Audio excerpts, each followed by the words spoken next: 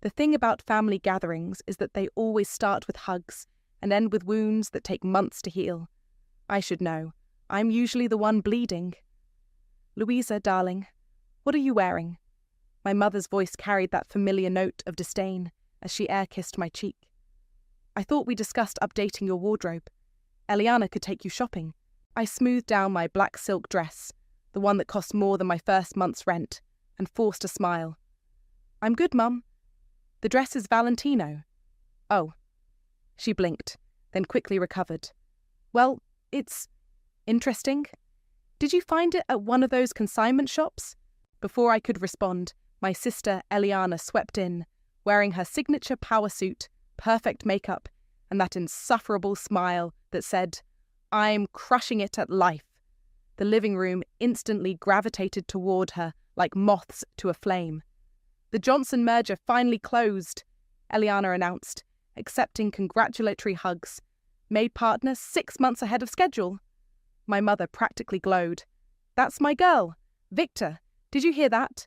Our Eliana, youngest partner in her firm's history. Dad nodded from his armchair, managing a weak smile. He looked tired, more tired than usual. I caught the slight tremor in his hand as he reached for his whiskey. And what about you, Louisa? Aunt Margaret turned to me. Still doing that little online thing? My e-commerce company? Yes, we're actually... She sells trinkets on the internet, my mother cut in, waving her hand dismissively. But hopefully it's just a phase. I keep telling her to interview at real companies, like her sister. I bit my tongue so hard I tasted copper. If they only knew that my little online thing had paid their mortgage for the past 18 months, that the only reason they still had this house to host their precious family gatherings was because I quietly transferred funds every month to cover their underwater payments. Speaking of success, my mother chirped, I have something special for Eliana. She disappeared upstairs, returning with a familiar velvet box. My heart stopped. No, I whispered. That's Grandma's bracelet. The one she always promised would be mine, I didn't add. My mother's eyes flickered to mine for just a moment before she turned to Eliana. Your grandmother would have wanted her most successful granddaughter to have this. It represents our family's legacy of excellence. Eliana's perfectly manicured hands trembled as she fastened the delicate gold chain around her wrist. The same wrist that had never known manual labor, never packed shipping boxes until 3 a.m., never built anything from nothing. It's beautiful, Eliana breathed. I'll treasure it forever.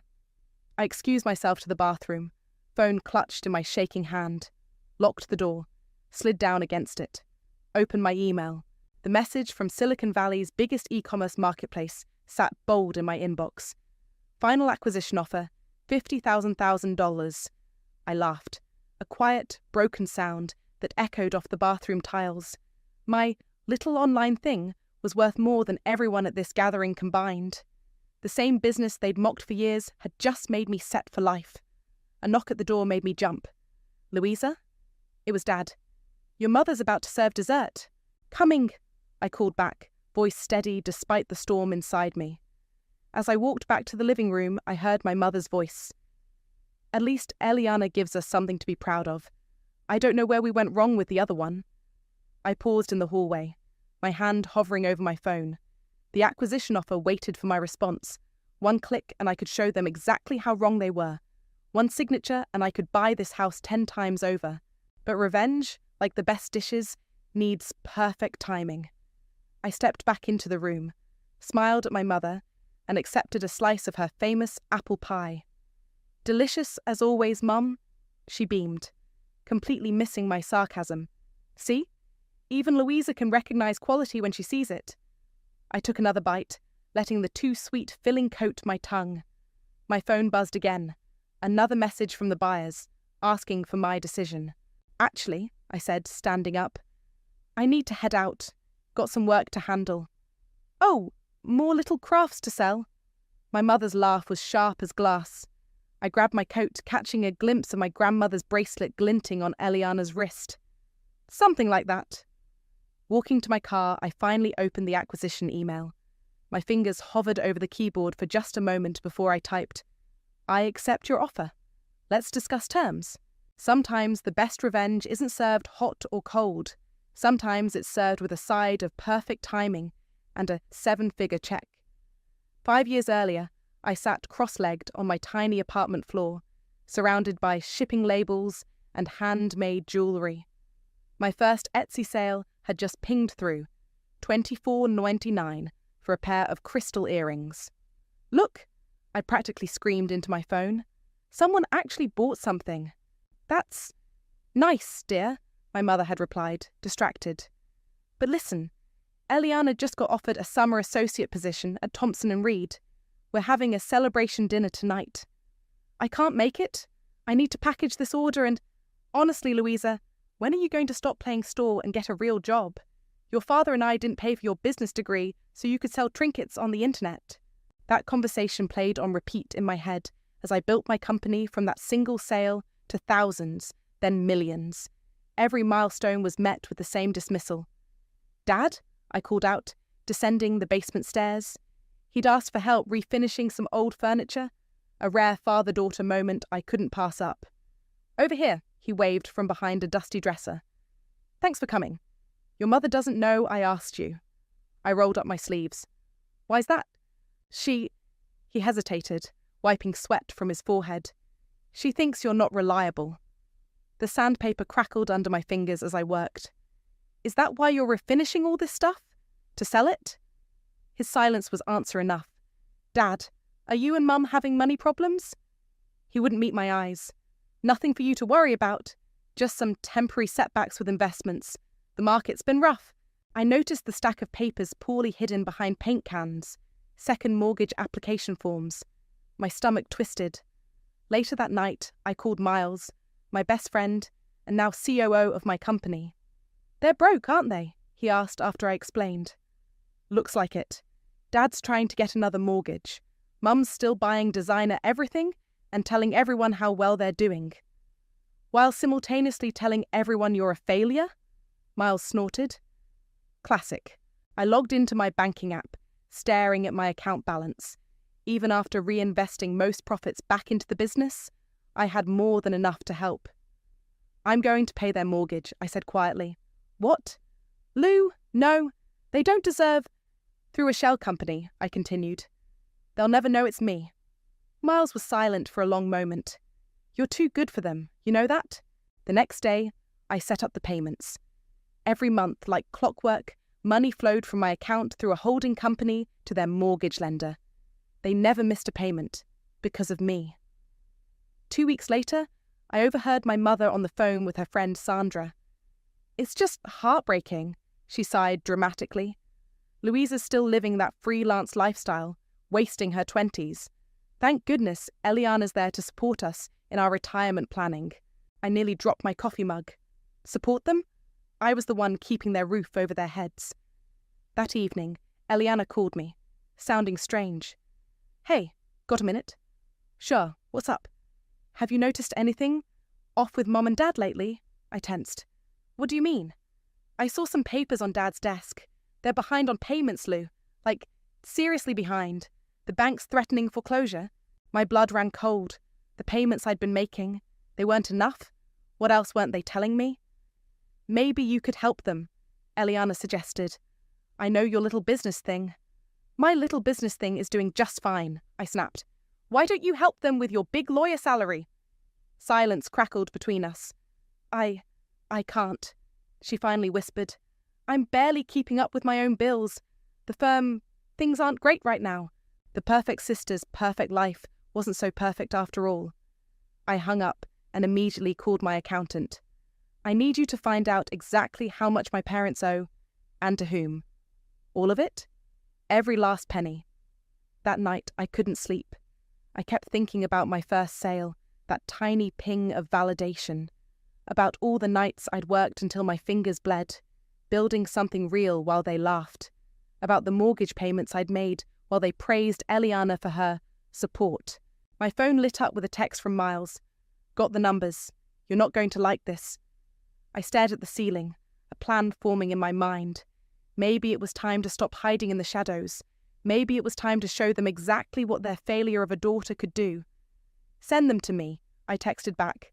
All of them. Sometimes the best revenge isn't just about money. It's about making them face every single lie they've told. About you, about themselves, about everything. You want to do what? Miles leaned back in his chair, eyes wide. We were sitting in my office, surrounded by the evidence of my little online thing, a whole floor of a downtown high-rise. I slid the papers across my desk.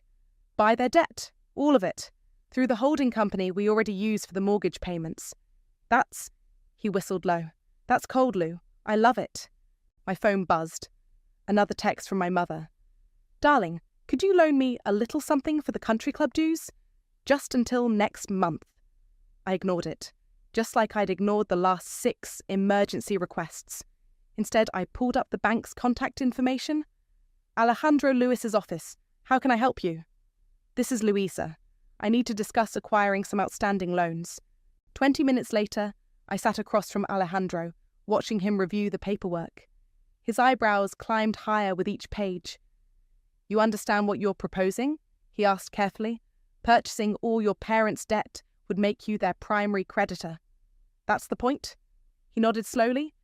The total amount, including the second mortgage, credit lines, and personal loans, comes to just over $892,000. I didn't flinch. That was pocket change compared to the acquisition offer sitting in my inbox. Draw up the papers. Walking out of the bank, I ran into Andrea, another entrepreneur from my network. She took one look at my face and said, "Coffee, now." At our usual cafe, I spilled everything. Girl, Andrea set down her latte. I get it. They hurt you, but revenge like this? It might feel good now, but what? They deserve it. Maybe. But don't become what you're trying to punish. Don't let their toxicity turn you toxic. I stirred my coffee, watching the cream create patterns. You don't know what it was like. Winter of 2019, I couldn't afford heat. Lived on ramen for months, all while building this company. And where were they? And Mum was redecorating the house. Dad needed a new car. Eliana got engaged, needed help with the down payment on her condo. I laughed bitterly. Meanwhile, I was skipping meals to make payroll. Andrea reached across the table, squeezed my hand. Just be careful. Revenge is like drinking poison and expecting the other person to die. Back at the office, Miles was waiting with the acquisition paperwork. Final offers here, he said. 50 million, clean deal. You sure about this timing? I signed without hesitation. Perfect timing. My phone buzzed again. My mother. Louisa, please call me back. It's about the club dues. Also, we're having a family dinner next weekend. Eliana has news. I texted back, can't make it. Business meeting. Her response was immediate. This is family. Your little online shop can wait. My little online shop that just sold for $50 million. My little online shop that was about to own every penny they owed. The next morning, Alejandro called. The debt purchase is complete. You now officially own all their outstanding loans. Perfect. Don't tell them yet. I want to handle this personally. I hung up and walked to my window, looking out over the city. Somewhere out there, my parents were probably planning another family gathering where they'd praise Eliana and dismiss me. They had no idea their world was about to shift on its axis. Miles appeared at my door. The first transfer from the acquisition just hit our accounts. Want to celebrate? Not yet. I turned to face him. First, I need you to help me plan something. The revenge dinner? His eyes lit up. I've got ideas. We spent the next hour plotting, making sure every detail was perfect. The timing, the reveals, the exact moment when they'd realised their failure daughter owned them. My phone buzzed one more time. Eliana. Lou? Mum's freaking out about money again. Says the bank's being weird about their loans. Do you know anything about that? I smiled into the phone. No idea. Must be rough, not having enough money.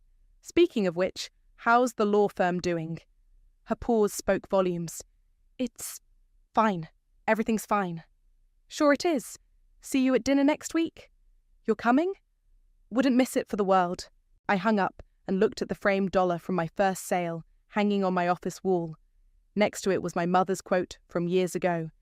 That little hobby of yours will never amount to anything. The debt contract sat on my desk, signed and sealed. Soon they'd learn exactly what my little hobby had amounted to. Sometimes the best revenge isn't just about taking power.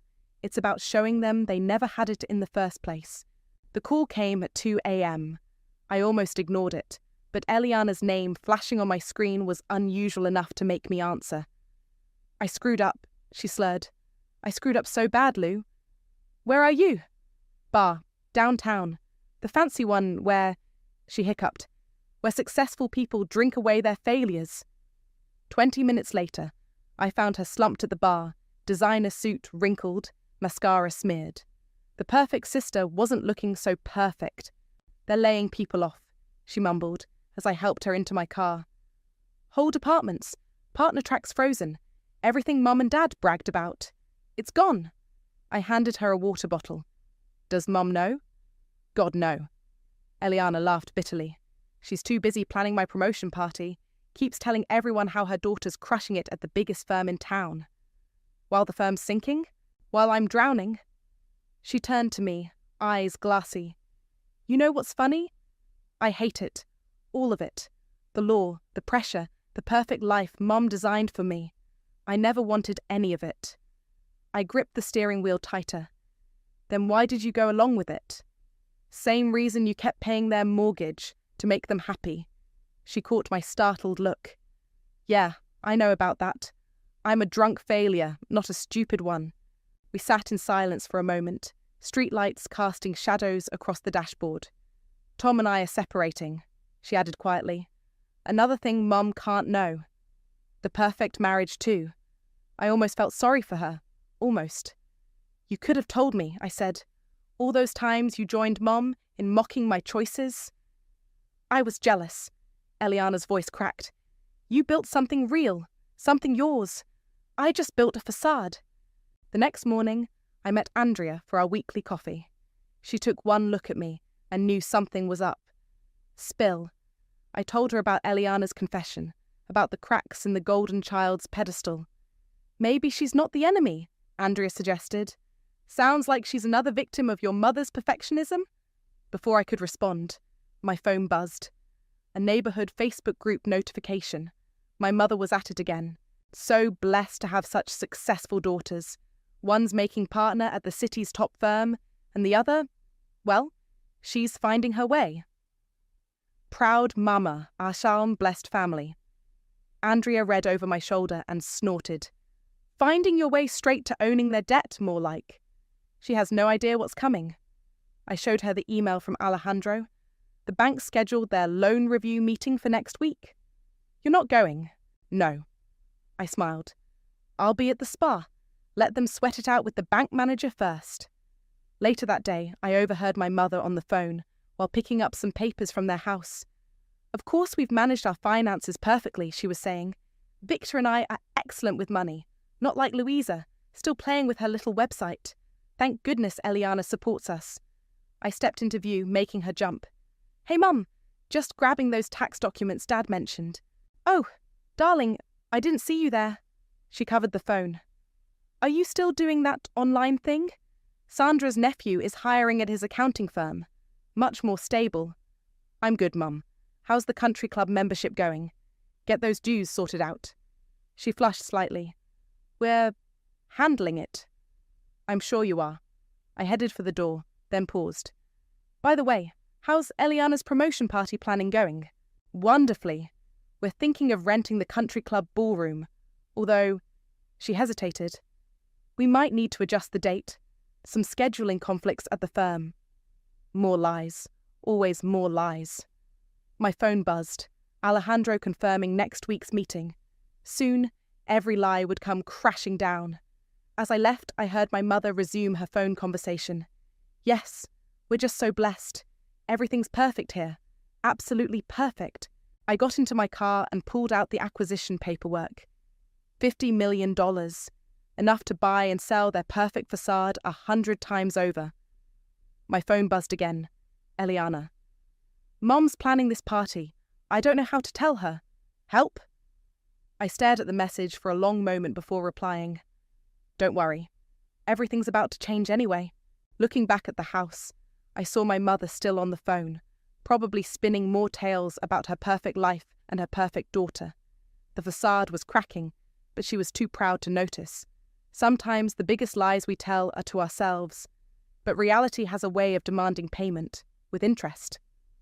"Another mimosa, Miss Louisa?" The spa attendant held out a fresh glass. Perfect timing. I checked my phone. 2:15 p.m. My parents would be walking into the bank right about now. Miles lounged in the chair beside me, cucumber slices over his eyes. "You're evil, you know that? Making them sweat it out while you're getting a hot stone massage. Karma needs a good backdrop." I sipped my drink. "Besides, I earned this." My phone buzzed. A text from Alejandro.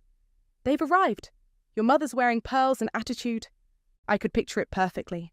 Mom in her best power outfit, probably the Chanel suit she bought instead of paying their property taxes. Dad trailing behind, quiet and confused. "How long are you going to let them stew?" Miles asked. "Alejandro has strict instructions.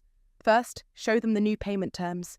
Then, when Mom inevitably demands to know who bought their debt, he'll mention it's a private holding company." I smiled.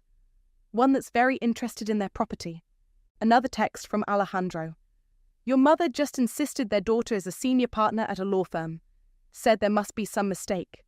"What did you tell them?" I typed back. "That their new creditor has all their financial records, including proof of missed payments and credit card debt." I remembered a conversation from years ago, right when I'd started my company. Mum's friend Sandra had offered to invest. "Let me guide you, dear," she'd said, dripping with condescension. "You need someone with real business experience." "What's the catch?" I'd asked. "Oh, nothing major. Just give me controlling interest. After all, you're just starting out." I'd walked away. Mum hadn't spoken to me for weeks. My phone lit up again. Alejandro. "Your mother's demanding to speak to the holding company's owner personally. Says she has connections who can make things difficult." Miles peeked out from under his cucumbers. "She's threatening you without knowing it's you? That's priceless." "Tell her the owner will be in touch," I replied to Alejandro.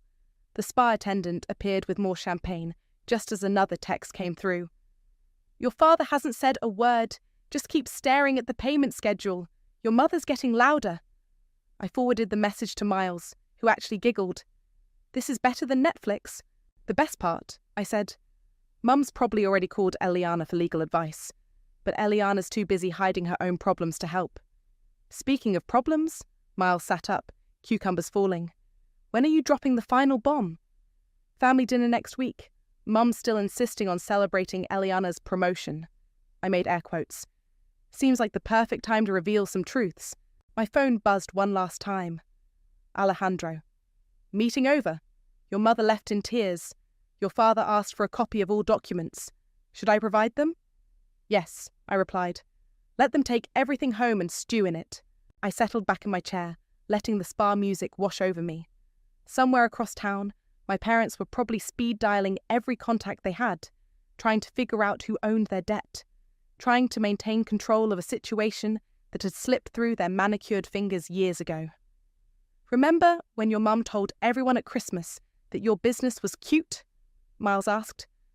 "Right after I'd hit my first million in sales?" "Yeah. And when she tried to set you up with that investment banker because you need someone stable in your life?" I laughed. "He spent the whole date telling me how to pivot to a real career." My phone rang. Eliana. I let it go to voicemail. A minute later. "Lou, what's going on? Mum's hysterical about some bank meeting. Keeps saying they're being attacked by vulture capitalists. Call me back." "Vulture capitalists?" Miles snorted. "Is that what they're calling successful daughters now?" The spa attendant appeared again. "Your massage is ready, Ms. Louisa." I stood up, stretching. "Perfect. Nothing like a relaxing massage while your parents' world implodes." "You know they'll figure it out eventually," Miles called after me. "That's the plan." I paused at the door. But first, let them feel what I felt. The uncertainty, the powerlessness, the knowledge that everything they built is balanced on lies.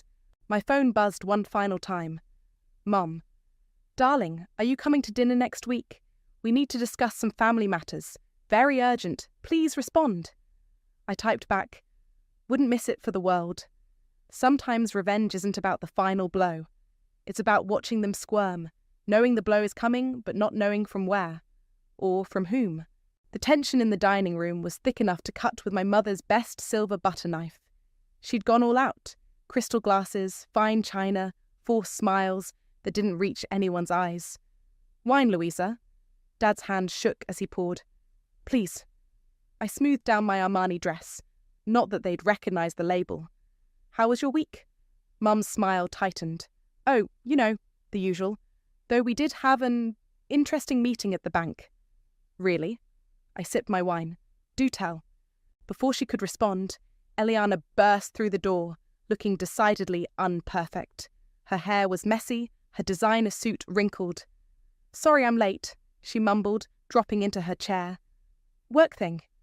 "Darling, are you all right?" Mum reached for her hand. "You look tired." "I'm fine." Eliana grabbed the wine bottle, poured herself a generous glass. "Just fine. Everything's fine." "Of course it is." Mum brightened artificially. "We're celebrating your promotion, after all." Eliana's glass froze halfway to her lips. "Mum, I've invited the whole country club circle for next weekend's party. Sandra's bringing her nephew. You remember him, Louisa? The investment banker." I set down my fork. "Mum, stop." "What? I'm just trying to..." "To what? Keep pretending everything's perfect?" I turned to Eliana. "Tell her." Eliana's face crumpled. "I'm not. There's no promotion, Mum. The firm's laying people off. I might not even have a job next month." The silence that followed was deafening. But you said..." Mum's voice trembled. "I never said anything," Eliana snapped. "You just assumed. You always assume. Perfect daughter, perfect job, perfect life. It's all falling apart." Dad cleared his throat. "Perhaps we should discuss the bank situation?" "Not now, Victor." Mum's voice rose sharply. "We need to focus on helping Eliana. I'm sure it's just a temporary setback. We can ask around, use our connections." I laughed. A short, sharp sound that made everyone jump. "What connections, Mum? The country club you can't afford? The social circle you're lying to? How dare you? No, how dare you?" I pulled out my phone, opened my banking app. "Want to know something interesting? For the past 2 years, I've been paying your mortgage. My little online shop kept this roof over your head while you bragged about Eliana supporting you." Mum's face went white. Dad suddenly became very interested in his plate. "But that's not even the best part." I leaned forward. "You know that mysterious holding company that bought your debt? The one that had you crying in the bank last week?" Recognition dawned in Eliana's eyes first. "Lou, you didn't..." "I did." I smiled, reaching into my bag. "I own every penny you owe, every loan, every credit card, every second mortgage you took out to keep up appearances." I placed my company's branded mug, the one from our first product line, in the centre of the table. Mum stared at it like it was a snake. That's impossible. Your little website? Just sold for $50 million. The words fell like bombs. Turns out selling trinkets on the internet was a pretty good career choice after all. Mum's wine glass slipped from her fingers, shattering on the hardwood. Red wine spread like blood across her precious Persian rug. "You can't," she whispered. "I can. I did. And now you have choices to make." I stood up slowly. "You can keep living this lie, pretending everything's perfect while drowning in debt. Or you can face reality. Your call." "Louisa, please." Dad finally spoke. "We're family." "Family?" I laughed again. "Family doesn't mock each other's dreams. Family doesn't play favourites. Family doesn't lie." Eliana was crying silently, grandmother's bracelet glinting on her wrist. "You have 6 months," I continued. "Either start paying market rate rent or move out. And Mum? The country club dues are no longer my problem." I grabbed my purse and headed for the door, pausing only to look back at their shocked faces. "Oh, and Eliana, when you're ready to stop living Mum's version of your life, call me. I'm hiring." Mum found her voice just as I reached the doorway. "You, ungrateful, after everything we've done for you." "No, Mum, after everything I've done for you." I smiled one last time. "By the way, this dress? It's Armani. paid for with my silly little online business. The door closed behind me with a satisfying click. Through the window, I could see Mom collapsed in her chair, Dad staring blankly at the mug on the table, and Eliana, for the first time in years, looking at me with something like admiration. Sometimes the sweetest revenge isn't in the revelation itself, but in watching them realize that everything they believed was wrong. Dead wrong. The voicemail started at midnight. "Louisa, this is your mother. Call me immediately. We need to discuss your behavior." Delete. "Sweetie, please. We can work this out. Your father and I only wanted what's best." Delete. "How dare you humiliate us like this, after everything we've sacrificed." Delete. By morning, my inbox was full of similar messages. I forwarded them all to Miles, who responded with a string of popcorn emojis. Andrea called while I was reviewing acquisition paperwork. "Your mum just posted in the neighbourhood group. You might want to see this." I pulled up Facebook. There it was. "Prayers needed for our family, dealing with a difficult situation involving our youngest. Sometimes success changes people." The comments were already flowing in. "Stay strong. Family first. Money isn't everything." I was about to close the app when a private message popped up from Sandra, Mum's best friend. "Remember when I offered to invest in your little business? Funny how things work out. Perhaps we could discuss a partnership now." I typed back, "Sorry, not interested in partnerships with people who only see value after the fact." Block. My office door opened and Miles walked in, waving an envelope. "Your dad dropped this off. Wouldn't come up, just left it with reception." The letter inside was handwritten, shaky. "Dear Louisa, I know we've had our differences. Poor communication on both sides. But you have to understand, your mother and I only pushed you because we saw your potential. Perhaps we pushed too hard in the wrong direction. The bank situation is difficult. Your mother's pride is hurt. Maybe we could discuss this privately, without her knowing. Love, Dad." I crumpled the paper and threw it in my trash bin. Still trying to hide things from Mum, still avoiding real confrontation. My phone buzzed. "Alejandro, your sister's here at the bank. She's asking about the holding company's paperwork." "Give her whatever she wants to see," I replied. "She deserves to know the whole truth." An hour later, Eliana texted, "Holy shit, Lou. The scholarship. Did you know?" My heart stopped. "What scholarship?" "Senior year of high school. Full ride to that art and business program you wanted. Mum rejected it without telling you. Said it wasn't a proper education." The world tilted sideways. I remembered that spring. The disappointment when no acceptance letters came. Mum's insistence that traditional business school was the only path. "How did you find out?" I typed back. "It's in the bank records. Mum used your rejection letter as proof of income when refinancing the house. But there was no rejection. There was an acceptance and a full scholarship offer. She just threw it away." My hands shook as I called Andrea. "They stole my future," I said when she picked up. "Or they tried to?" "But they failed," she reminded me gently. "You built your own future anyway." I drove past my parents' house that evening. Mum's car was gone, but the porch light was on, flickering like it always had. How many nights had I come home to that light, feeling like a failure because I wasn't living their dream? Another text from Eliana. "I found something else. That trust fund Grandma left us? Mum cleaned it out years ago, used it for country club fees and her designer wardrobe. I pulled over, letting the truth sink in. Every sacrifice, every struggle, every night I'd worked until dawn. It wasn't just because I was building something. It was because they'd stolen my safety net." My phone rang. Mum again. This time I answered. "The country club board is meeting tomorrow," she said without preamble. "They're voting on our membership renewal. You have to help us." "No." "But our reputation. Your reputation is built on lies, Mum. All of it. How dare you? I am your mother." A mother who threw away my scholarship, who stole my trust fund, who spent years telling me I was worthless while living off my success. Silence. "The truth hurts, doesn't it?" I continued.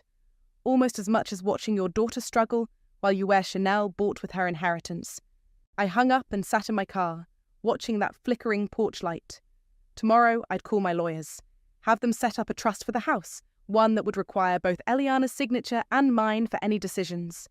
Let Mom deal with that power shift. My phone lit up one last time, a text from Miles. You okay? No, I replied honestly, but I will be. Sometimes revenge doesn't feel like victory. Sometimes it feels like finally lancing a wound that's been festering for years. It hurts, it bleeds, but maybe now it can finally heal. The house goes on the market tomorrow, I told Miles, watching the real estate agent hammer the for sale sign into the front lawn. Mum hasn't spoken to me since the trust paperwork arrived. And Eliana, starting her new job next week. Head of legal for my former company.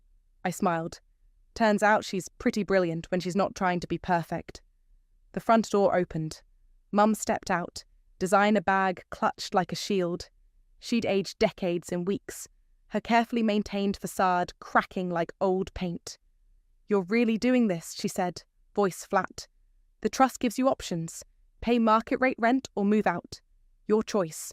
Where are we supposed to go? Everything we built? Everything you pretended to build, I corrected.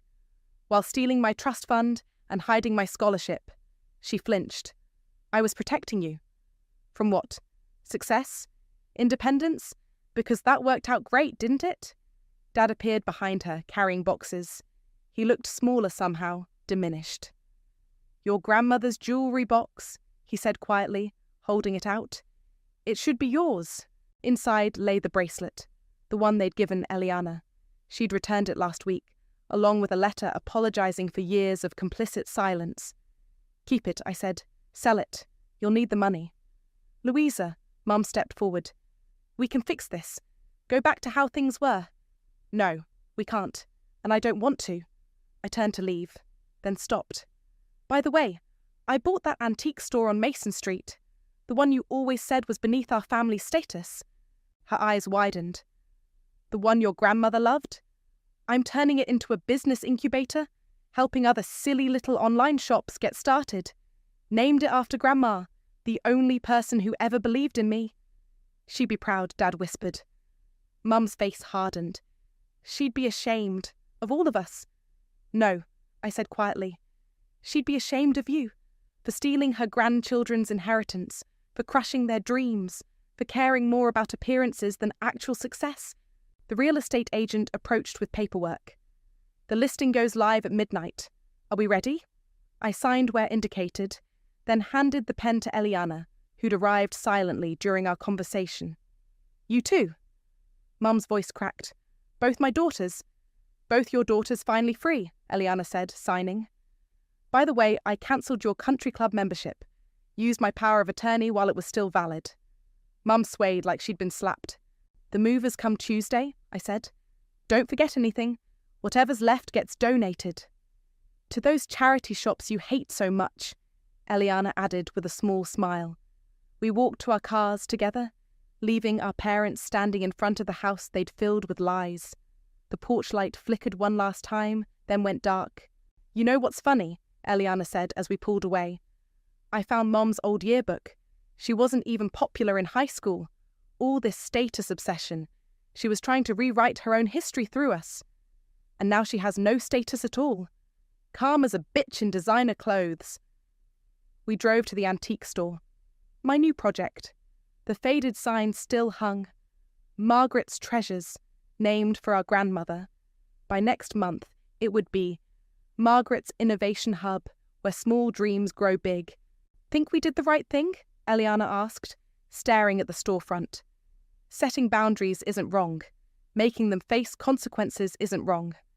But they're still our parents. Biology isn't a blank check for bad behaviour. My phone buzzed. A text from Mum. I found your first business plan, the one you wrote in high school. I should have read it back then. I'm sorry I didn't. Too little, too late, but still. Maybe someday they'll understand, I said, pocketing my phone. Maybe they won't. Not our problem anymore. Eliana touched the store's window. Grandma used to bring me here, you know. Said every old thing had a story worth telling.